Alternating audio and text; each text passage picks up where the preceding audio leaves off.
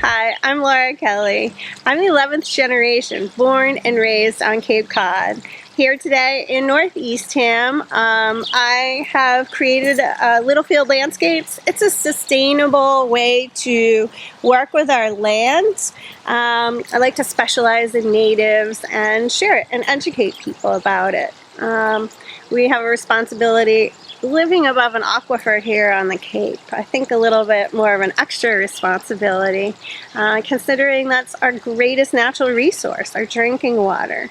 So I created an organization called POCCA, CapeCod.org. You know, where it just educates homeowners and businesses about other simple ways to, think about, what we're doing today really affects the future for generations to come.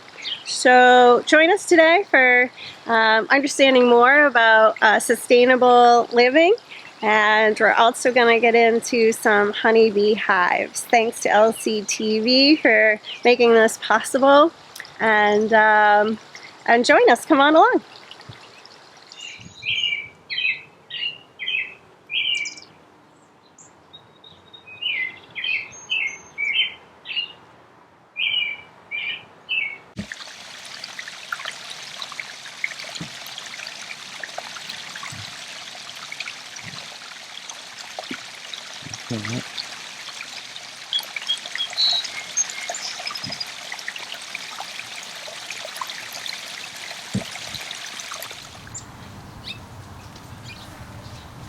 So there's a lot of food here at Littlefield Farm, and I've been harvesting along the way, and I just wanted to share a little bit of what I like to do. So this is chocolate mint, and basically I'll be taking all of this in the next couple of days, putting it in baskets and hanging them in this room. And what you do is you cut down.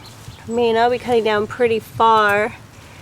Let's see if we can see on an angle on a leaf, and collecting, all this harvest in order to dry it and have mint tea in the winter. One of my favorite things to do is to also dry lemon verbena. So in the wintertime, the mint with the lemon verbena, it's got to be my most favorite actual drink. Oh, with honey from the bees. So that's the gist of harvesting, and I love the bounty. We're so fortunate to just be able to eat off of the land. Unfortunately, on Cape Cod here, it's only a couple of quick months to do this. So when it's ready, and that's the window of time that nature gives us. But we're very fortunate to be able to grow and have such bounty here. Does it smell great? It smells so good. So this is chocolate mint, harvesting chocolate mint.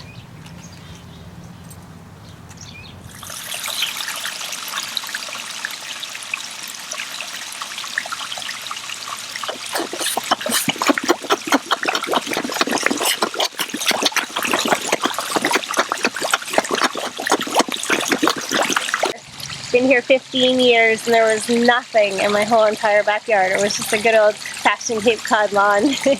And very fortunate to have a clean slate as a landscape designer. And so it was the spring. I was kind of waiting for the phone to ring for landscape jobs, and I decided to dig a hole and create a fish pond. And the hole got bigger and deeper, and it's above my waist here in the middle. And then I did a shallow end here and a shallow end there for plants. And I put 4 koi in, and thought if they survived the winter, then, created a system. Basically, it's only a roof liner and just rocks that I've collected through the years. And A lot of the orange fish came in with the plants. I'd have the floating hyacinths and the irises.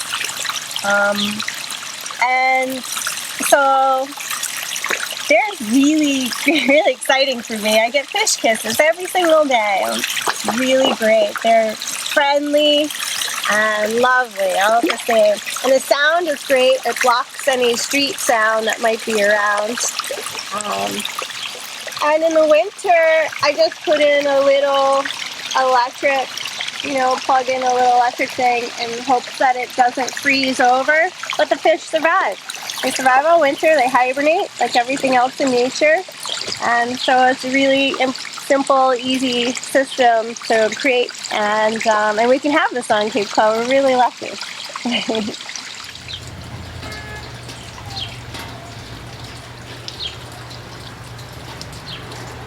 Littlefield Farm, we're fortunate enough to be on the garden tour this year. That's the Hydrangea Cape Cod garden tour. And it was really an honor. It was very special to have people walk around and meet my plant babies. This is a Nico Blue hydrangea.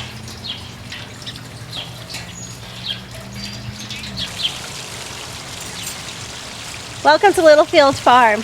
Come on along. About a decade ago, there was a cottage down the street, and I was fortunate enough to have it actually brought over the roof of my house with a crane, and we put it on pilings from Provincetown Harbor. And she's sitting pretty now. I'm a stone artist. You'll see lots of different varieties of stones here. So I placed these in for some quick steps. Found these at a pit in Brewster. And weeping birch circulates this cottage and kind of grounds it really nicely, I believe. This is Macintosh Apple. I put her here, I'm going to say a decade ago, and she gives me so many beautiful Macintosh apples in the fall, and I really think it's because of the honeybees. I keep this bonsai. I'm constantly cutting her back in the spring, and it's really nice not to have to climb a ladder to get your fruits. And around here, really quickly while we're here, this is a neat little corner that I created to show that we don't have to have lawns here on Cape Cod. Having the grasses and then the different types of grasses. So, some bluegrass, maybe a succulent, miscanthus in the background, a summer flowering grass. And of course, a daylily has the same texture, the same look, but then will flower. So the combination is doable here. It's I can't say they're all native, but they're all comfortable here. What I try to do is to incorporate a lot of native plants and designs to create sustainable landscapes. So I think that's a fun little show and tell area, just proving that on Cape Cod we can have this instead of a lawn. Lawns are per square foot more expensive because you're probably watering them. Their root systems are smaller than anything else in the barnyard, and so maintaining them would require some food and some water, and of course mowing, some maintenance. Those are all costs. So per square foot, throwing something in that will self-spread and seed and mature and grow on its own, so you kind of, for me, what I like to do is put things in the ground and set them free and see if they're comfortable in their surroundings. Kind of neat. Here's a different hydrangea. This is antique lace. It was really neat for me to hear people's feedback about this because it's rare, and I didn't really know. I fell in love with it and picked it up, brought it home, but most of my goodies are leftovers and second hands and cuttings and dividing from other properties. Created a little niche in here.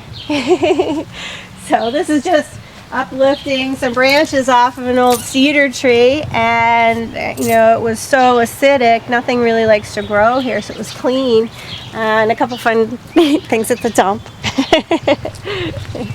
Over here is, I call it my fruit section of the world. I'm fortunate enough to be building a greenhouse. I'm so lucky to be able to grow food indoors this winter. I can't wait.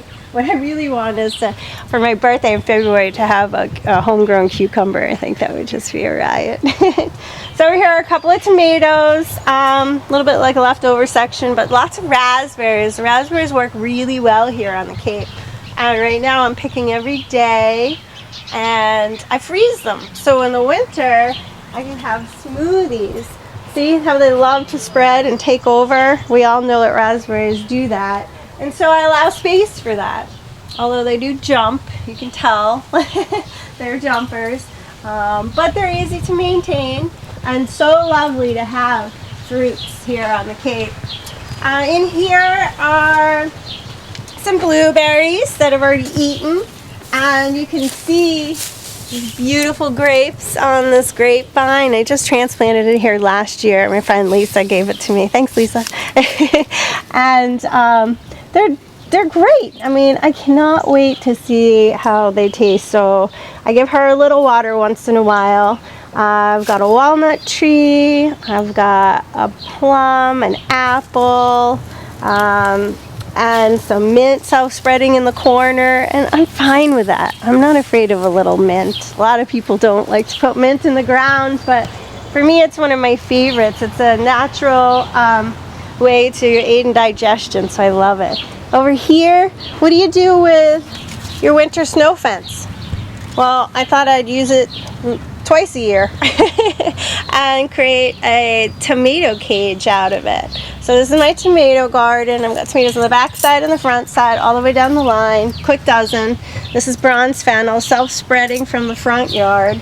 And this is just a bicolored lavender. And this is lemon balm, which is a great mosquito deterrent. What you want to do is what I'm doing, just kind of get some of the oils from the plant. Oh, it smells so good. Smell that? Great. Wow. And you put it on your skin. You actually put it on your arms, your legs, your clothes, and pests won't bother you. They say, oh, that's too strong for me. That's too much. So it just kind of goes on. A couple of basils, because we all know that basils and tomatoes work very well with companion planting together. Look at this color combination going on. Isn't this great? This is a contorted hazelnut. And it's a red one. Isn't that amazing? And the yellows and the reds going on. It's just, this is hot, really hot. And then come meet umbrella pine, one of my favorites. She is, well, in September what I do is I collect some, cheap products, October sales kind of thing. I got this and she's only a foot tall, probably for 20 bucks.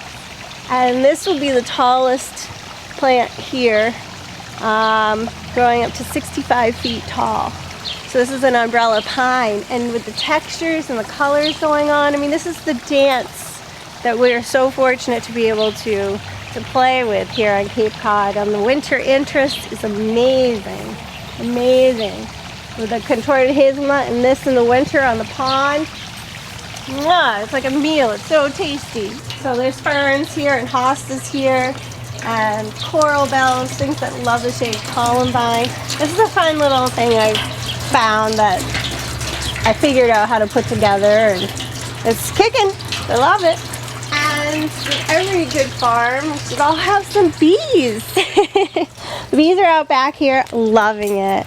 I don't know if you can get a great view of them at this point, but I'll do a little segment about bees today too. We'll get inside and see what's going on and see, what kind of honey stores are there, and if there's some babies, some brood going on, and maybe if we're lucky we'll see the queen. But it's thanks to honeybees that we're able to grow everything that flowers, and it's thanks to honeybees that we're able to eat food, right? So we should do everything we can in order to give them food sources. So I say plant anything that flowers and let things go to flower and self-seed and spread to feed our native pollinators. On this side we've got hot peppers. I did plant this year and lots of them. I'm not much of a hottie, but I know lots of people that are, luckily. And then on this side of the bed are the sweet peppers. This I tried edamame this year, and it worked. It worked. What do you know? We've got like 6 little edamame plants. Bok choy already went to seed, but it was fun to grow and try. And I got a couple of good meals out of it. This is cilantro. Isn't she beautiful? It reminds you of white lace, doesn't it? Queen's Anne's lace. And it's just cilantro gone to seed. And there's strawberries running around in here, and perennial, self-spreading and seeding amongst, you know, some things I did plant. Nasturtiums, about 7 different types of basils. I've got variegated basil, Genevieve, sweet basil, Thai basil. But as you can tell, the cleome, and this is malva with a couple of bees, and malva have also found joy in my garden, and I love it. I think it's great. It's just tall as I am. Can you believe it? It's amazing to me. Oh, and here's some of the basils. Here's a sweet basil, and here's a variegated basil, and it's just so much fun. There's so much. Here's another basil. But this is what we can do. We can combine the plants with the beauty with the function. You know, why not, right?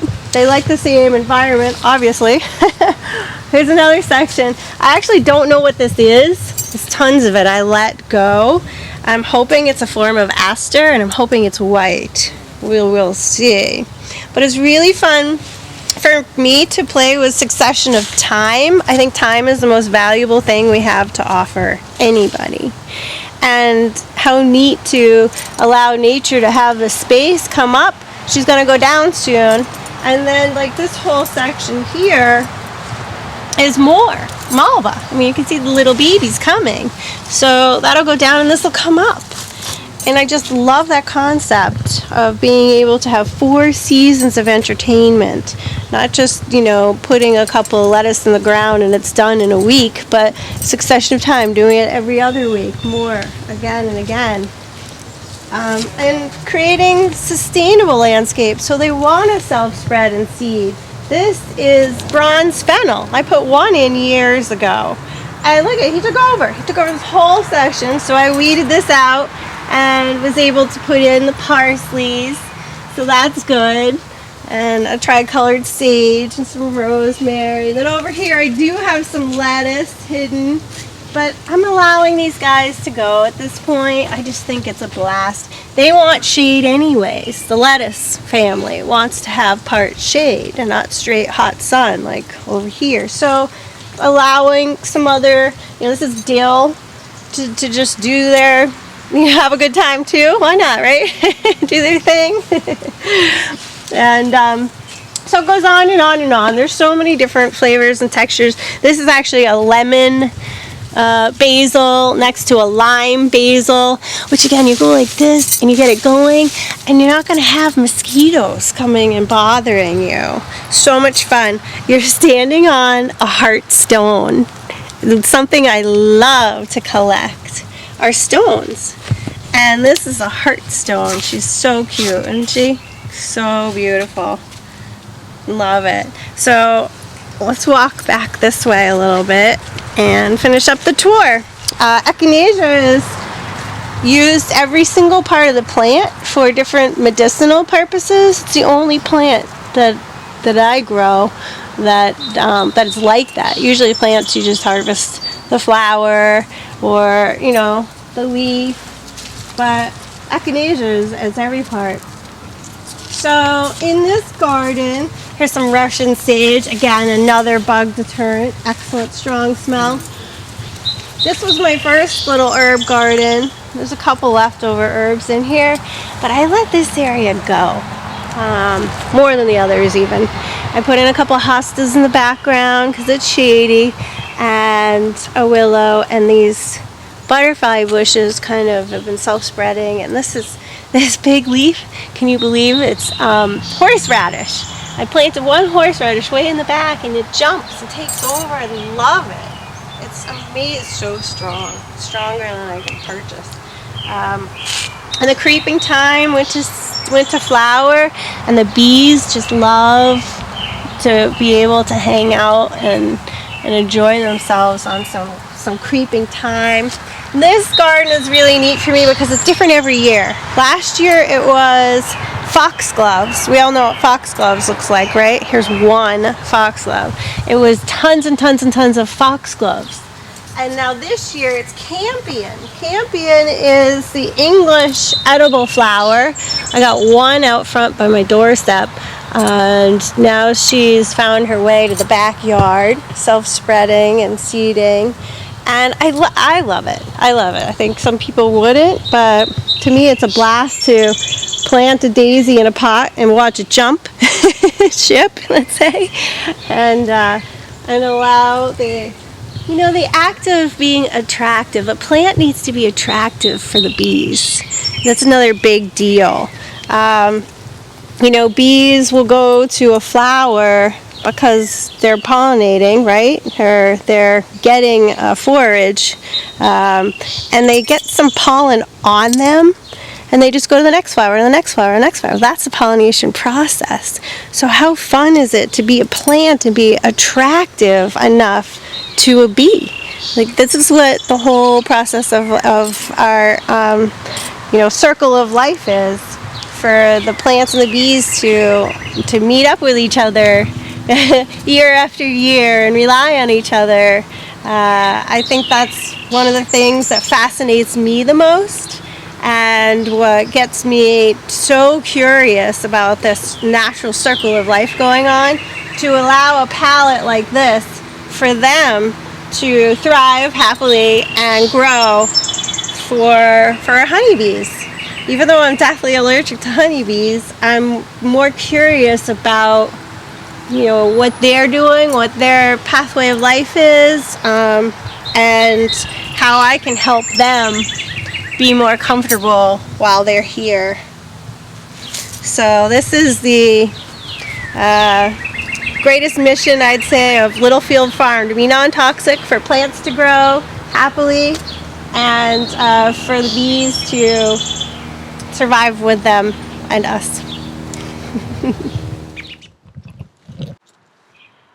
We're gonna head into a couple of beehives, and I've been a beekeeper for, since 1999. What happened was, being a gardener since the early 90s, I used to get stung all the time, and then there wasn't a lot of pollinators out of nature in the 90s. So I said to my mom, I said, let's go do a mother-daughter thing, and we went to bee school together. And so this is something we all can do. There's a Barnstable County Beekeepers Association here on the Cape, and there will be associations in your counties as well. Check out your extension service to find out, and learn how to build your own hives, to learn the pests and the diseases. And it's been incredible to understand about them and their needs and their circle of life, and help to give it back to them. So come check out the inside of some beehives.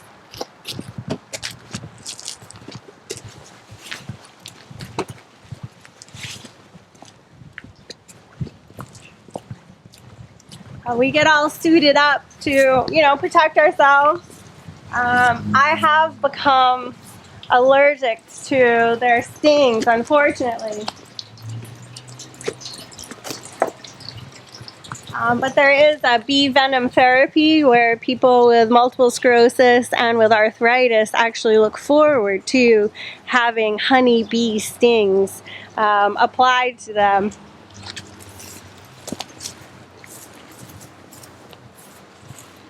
So let's go into this hive.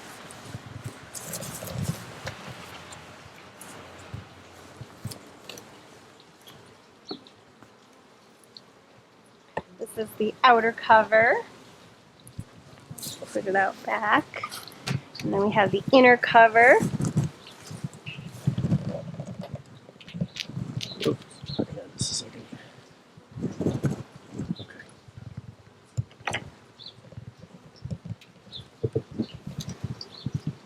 And here's some baby bees. Bees live to be about 3 weeks old in the summertime. Their use of wings is excessive, so I see them walking home a lot. They communicate with their wings. Of course, they fly. But it's their active communication that sets bees apart from all other tribes and prides and flocks in the world, because their ability to communicate is so efficient. Honeybees are the most aggressive pollinators we have on Earth. Without honeybees, plants will not survive, and thus our food sources won't. Do you see what we're looking at? This is the honeycomb. This is called a shallow.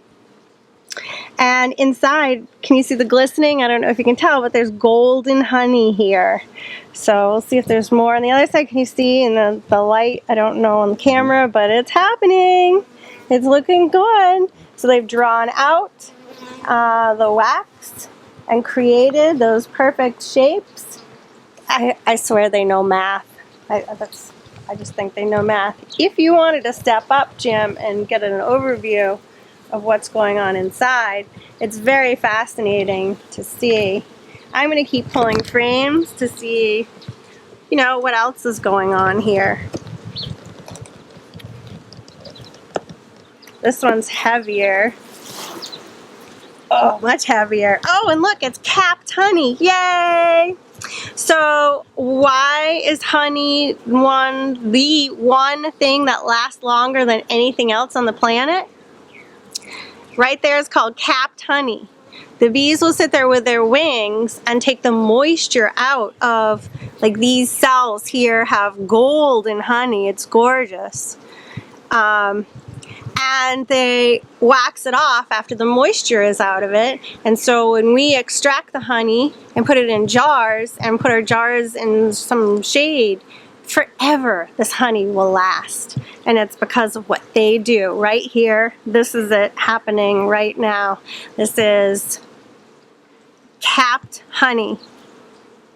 And it's working. That means this hive is queen right. And everybody looks healthy and happy. This is excellent, excellent news. I go into my hives about once a week just to see what's going on. See if there's any pests, diseases, if I need to do any sort of maintenance. Oh, and here's some maintenance to do. Oh, she is breeding upstairs. Bummer. Can you see the brood? Fascinating, right? But in the wrong place. So that's just the way that ball bounces. There's this thing called a queen separator. I've got to take a quick photo of this and document this here on this side too. The queen separator would keep the queen downstairs, but we found through the years that deters the workers from going upstairs. So I'm constantly trying to learn and listen and work with nature, and in hopes that we all can, you know, have a happy time together, right? To be able to coexist. And unfortunately, these guys are laying upstairs. So I just want to document this really quick. So what we would want to do is, ultimately what we want to do is scrape out the brood in order to keep the honey. But I'm not extracting honey today, so I am not going to be scraping out the brood. Oh, it's only in this one. Isn't that interesting? Can you see in there? Is that beautiful?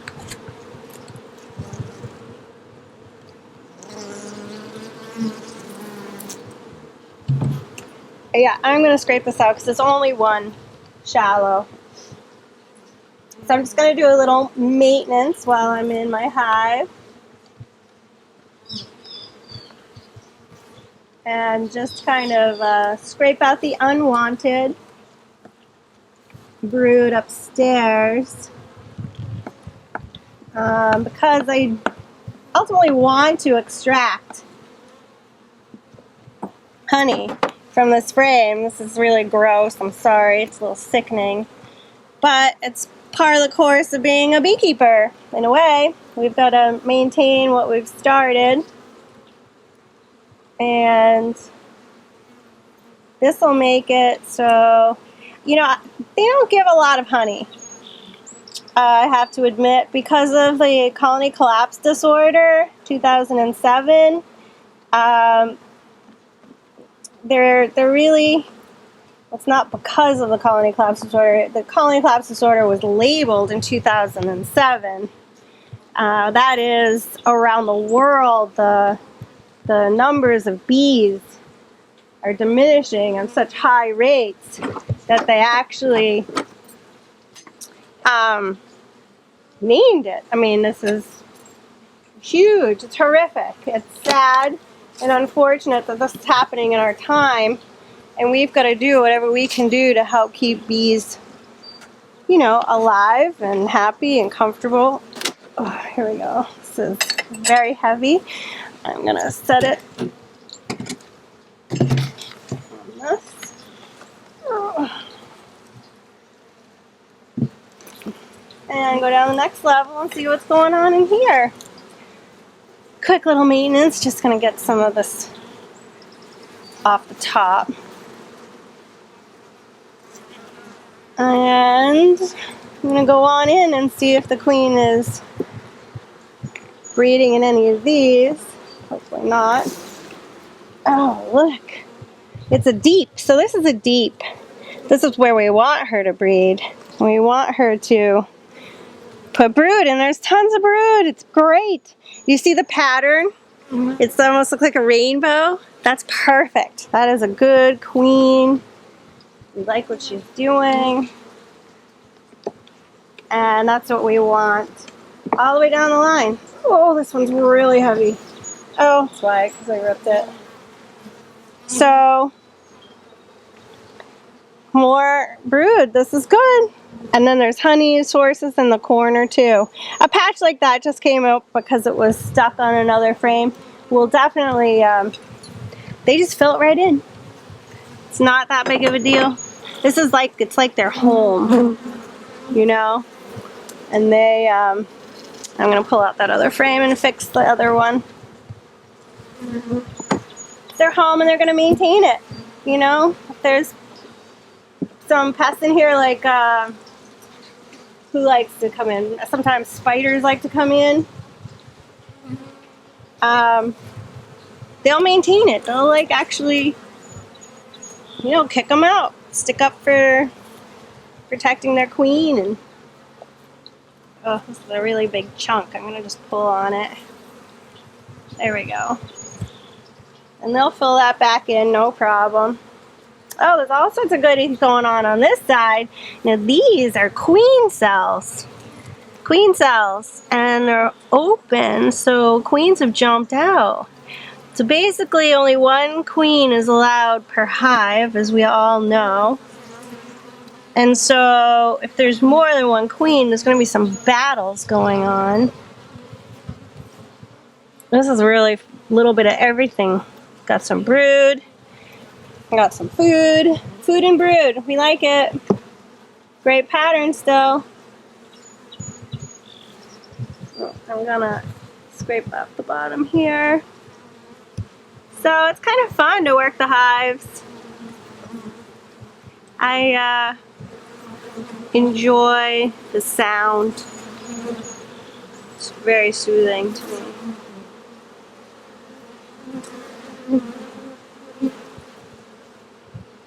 Just trying to maintain a little bit. There we go.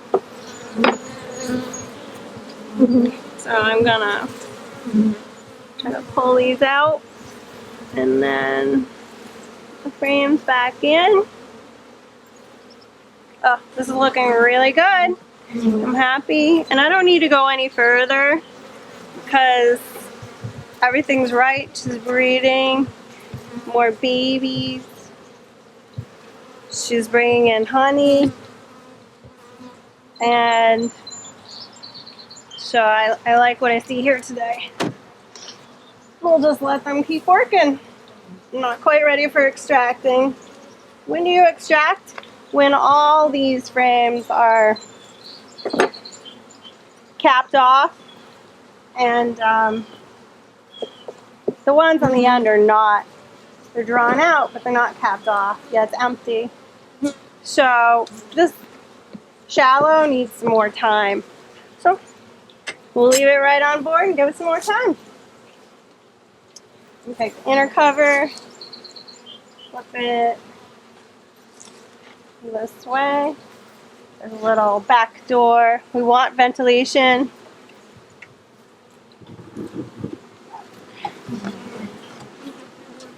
And I just put the rock in for height, so it can ventilate. There we go. That's the inside of hive number 1. I think we should check this big guy. The little one was a swarm. It's not doing very well, but I'll probably add it to one of these before the winter in hopes that they winter over. This hive, I got them at the same time, and it's just about the workers and the queen being a little bit more aggressive. This hive has 2 shallows and 2 deeps. The deeps are where the queen breeds and lays, and the food sources are set for the winter. I gotta stand up to get in here. Wow, this looks like it's all capped off. Capped, capped, capped, capped, capped, all the way down the line. Maybe that one is not. This is gonna be really heavy for me. So I'm gonna go in and just see what it looks like. Oh, check this out, Jim. Almost fully capped off. Almost fully capped off. Honey, look at that, yay! Oh, so exciting. I'm just gonna pull a couple more. So it looks the same. Oh, she's breeding upstairs again. See the little babies? Bummer. But the honey's great. I'm just gonna have to let those guys go. Little baby broods. Bless you guys. So she's coming upstairs. I don't know if I'm gonna be able to lift this by myself. It's so heavy. But yeah, this one's empty. So 9 out of 10. Oh look, it's golden! So cool. You should see the color. So there's 3 different types of honey. They've labeled golden, amber, and dark. And this one is a golden. Golden, golden. Thanks to the locust trees, I believe. Oh, this looks excellent. I'm gonna check this last one. They're all pretty much the same down the middle. If I can get this last one. Yeah, still working at it. Looks great. So we wait for it to cap off, or be capped off, before extracting. So really close. Good. Well, that's good news. I'm gonna leave that as such, and close them up too. That was great. Good news, guys. Keep up the good work. Keep on buzzing.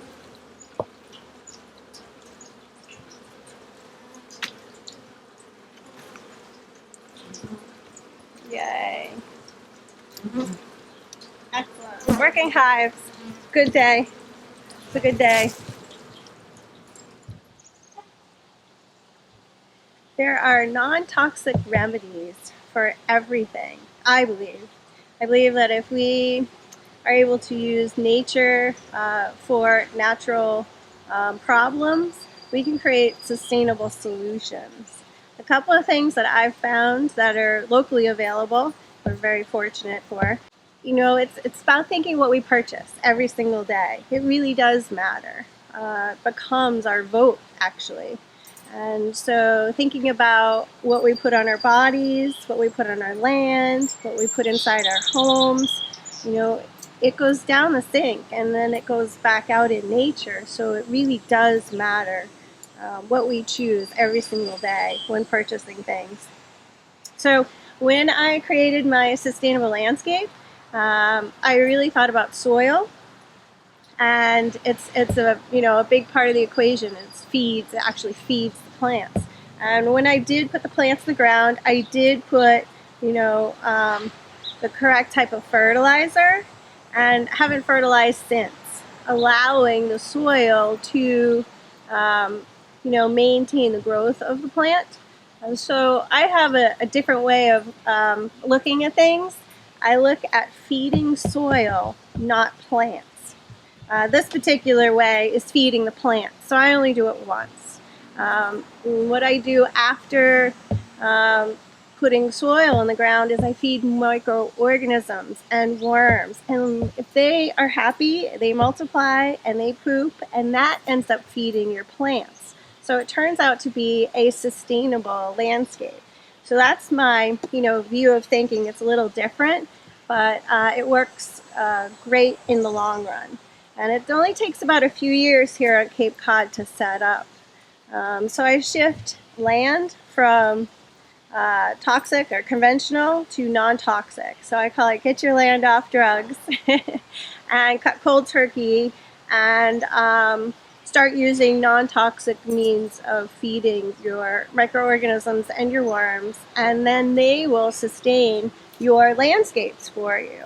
So just a couple quick things. Plants, rose tone, holly tone. The tones are completely organic, and there are many of them. These are just a few examples, so they get more specific for different needs.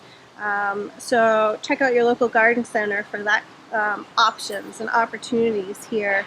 Other things that I really think about is what I put on my own skin, because skin is the largest organ in our body, and so we have to think about what we use is ultimately going to get out in nature as well, right? We're part of nature. So thinking about lotions and sunscreens. As we all know, sunscreens these days aren't really healthy for us, and they're showing more and more studies about that. There's a particular company in New Hampshire called Badger that's the most healthy and most non-toxic on the planet, getting great awards. And they do other things like the lip balms and creams and lotions and stuff, and I really support them. They're a family-run local business that where our money goes is going to matter. So I'd much prefer to build up a company like that, or like a Dr. Bronner's. If you go to Eastern Mountain Sports and you ask for soap when you go camping, they're going to give you a Dr. Bronner's variety, a little bit more mild than this particular one, which is peppermint. But I've got Dr. Bronner's on all my sinks and my outside shower, and I actually use the peppermint variety for if there's ever a time that I need to make a little contraption for molds and mildews. It really fights against them. So a quick teaspoon or less in the size, 8 ounces, probably I do 12 ounces. And then you spray away and get rid of the molds and mildews and pests and diseases for indoor plants, for outdoor plants, along your fence, wherever something like that arises. Peppermint Dr. Bronner's is strong enough to handle those kind of situations, and it's about a recipe, so you don't want to overdo it. You want to kill the problem but not the plant attached to it, right? Toothpaste is a big deal. Not having anything with fluoride, because fluoride does hurt the little guys in nature that we want, the beneficial insects. Shampoos, there's so much available now that's non-toxic. You can figure out if you want a coconut scent or a lavender scent. There are many out there. Do your own research and see what works for you. Another thing to know that it's much cheaper to make for yourself, right, is bug spray. I just, get some water, get a bottle, and you can refill your bottle over and over and over again. And you just put a quick combination of these essential oils in there. So I put 20 drops of peppermint and 20 drops of the lemongrass, the lemon. Anything citrus is going to deter, I'm going to say a lot of pests. You got ticks and fleas. That'll work on pets. You can make a particular one just for pets. The lemongrass, peppermint, mosquitoes. That's what I do. I use this all the time for mosquitoes. And it's really easy to do. Sometimes I'll go through a whole container in a day. You just bring your little essential oils along with you and some water, and it really makes the difference. It's non-toxic to you, and it's non-toxic to the environment, and it works. So they're really strong. They're powerful. The peppermint's incredible. I also have lavender. Oh, and tea tree oil. This is what I use when and if I do get bit, so it doesn't turn out to be this huge weld on your arm or leg or something, Just put a little tea tree oil on if you ever get stung. I'm definitely allergic to honeybees, and I'm a beekeeper. And this has been my trick for the past couple of years. I've found that, as soon as you get a bite, you have to remove the stinger properly, and then put tea tree oil on. Tea tree oil is amazing because it actually draws out anything that's in your pores. So it's great for poison ivy, poison oak, poison sumac, poison anything you can think of that you don't want in your skin. But it's really strong. You don't want to put it on your own face. And another thing to think about, I'm protecting our aquifer, educating people what we can do every single day that matters. And there's been a lot of studies from Silent Spring coming up that there's a lot of pharmaceutical evidence of pharmaceuticals in our waters.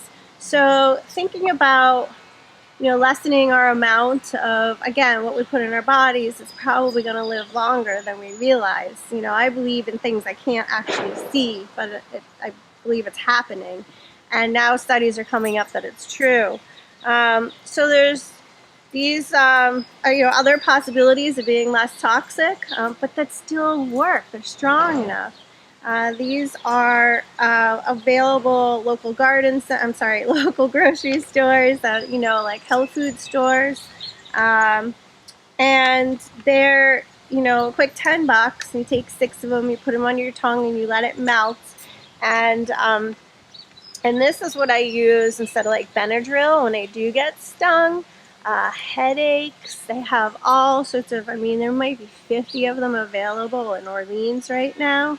So this one is tension headache, and this one is apis, which would be swelling from insect bites or allergies. Great for allergies. So these are homeopathic remedies, but try them. I'm surprised they work. They actually work. So hopefully it'll work for you instead of some man-made synthetic that's over the counter that'll ultimately get in our drinking water, etc., etc. So there are possibilities out there. It's a matter of shifting our habits, I believe. That's not hard to do, but it's going to a farmer's market on a Saturday morning to get your lettuce, or growing your own, or not 7 or 8 o'clock at night and a Stop and Shop or something. So just shifting our habits and knowing that there's alternatives locally and available that will help us and everything in nature. This is a great company I rely on as well, called Arbico Organics. And what I do is I've really found a neat way to play with nature when there's a problem, to have it be healed with other, by nature, right? So ladybugs are meat eaters. I am so impressed. I have to read you this really, really quickly. Aphids, cinch bugs, thrips, weevils, it goes on and on. Colorado potato beetles, whiteflies, mites, and other soft-bodied insects, and their eggs. So who knew ladybugs were meat eaters? But they are. I mean, they're incredible. So for 1,500 of them, it's $13 plus delivery. They come in a week, and you just put them in your gardens, you know, wherever you think they would like to eat. They need to eat. They need to sustain themselves. So you want to have food for them. You know, it isn't about the tomatoes, but it's about the bug that might be bothering the tomatoes. And get them in that circle of life working. So they're happy, they're going to reproduce, they're going to stick around, and they'll eat all your unfortunate, you know, bad bugs. And so I really believe that, you know, with all this taken in consideration, that each of us can continue to, you know, just do a little bit better, you know, every day. I think about how can I recycle 100%, because it does matter in nature, and all our choices matter. So do share, you know, your tricks with other people in hopes that next generations, all our natural resources are still available and healthy for them. Thanks. Being a stone artist is just a whole nother texture here on Earth that we get to play with, right? The one thing I love about stones is that they're timeless. I'm completely trying to create, you know, designs that will last for generations and generations. So the use of stones in our landscapes is, I mean, again, we're just fortunate to have it here. I put grandma stone over the pond when my grandmother passed away at 102 and a half, and she was completely fine. Bless her heart, miss her so much. So that's grandma stone. And prior to that, I put in, this is the throne stone. How great to find something that you can actually sit upon. And I just put in a couple little granites to match for a little table and footstool. This is the second throne stone I've come across. A client of mine, Steve, has the other one. And again, it's just so much fun to you know, take nothing and make something out of it that becomes, you know, part of your life. So I love working with stone. It's been a kick to realize all the different textures, the Corinthians and New England field stones and granites. They're all have their own different character and traits, and are of course produced. Here's a bluestone here in the pathway, and created, you know, due to temperatures and different environments here on the planet. And they're locally available, and to be able to bring them together in your landscape creates seasons of interest. I'd like to do 4 seasons of interest, and stone would definitely help out with winter. So here's to stonework. Oh look, a ladybug. She's got tons of spots on her. That's incredible. Well, I'm Laura Kelley, so thanks for joining me today and visiting Littlefield Farm. This has been my little haven that I've created here, completely non-toxic, and letting nature self-spread and seed, and hanging out with bees. I'm really fortunate to be able to play with nature on nature's terms. It's really easy to set it up and set it free, let it go, and enjoy it.